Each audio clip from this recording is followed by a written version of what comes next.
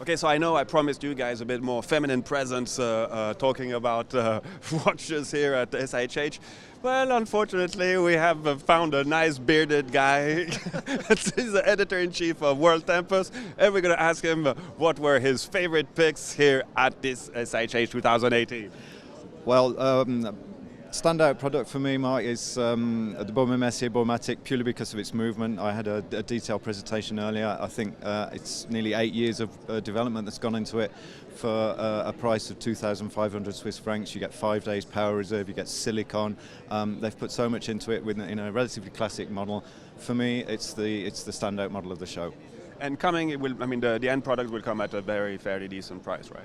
Yes, you can have it, I think it's 2,500. You can add 150 if you want the COSC chronometer certificate. Personally, I don't think I'd pay the extra. I know the movement's good enough as it is. I've actually seen the readings during the presentation.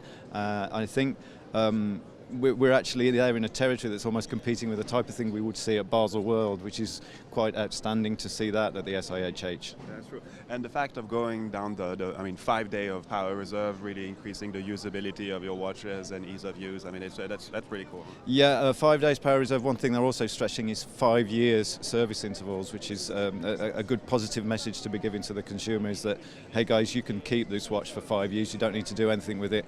They even add an extra year onto the guarantee, so I think it's a really good message to the customer who wants to buy that watch. So, what else did you enjoy here? Still in the classic theme, actually. I like the Jaeger LeCoultre Polaris, but not the Memovox, not the Alarm edition, but the basic edition, 3 hands. Really classic watch again. A lot of work on the dial, small details, but again, something you could wear every day without any worries. In-house movement.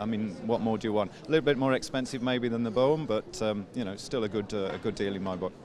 And in terms of a general trend, how would you summarize a little bit what you saw here? Easy in one word for me, reasonableness. Not just in terms of price, I think we're seeing a lot of work on the price, but in terms of design, we're seeing more reasonable designs. The first Panerai, for example, at 38mm, something people have been asking for ages, and it's finally here.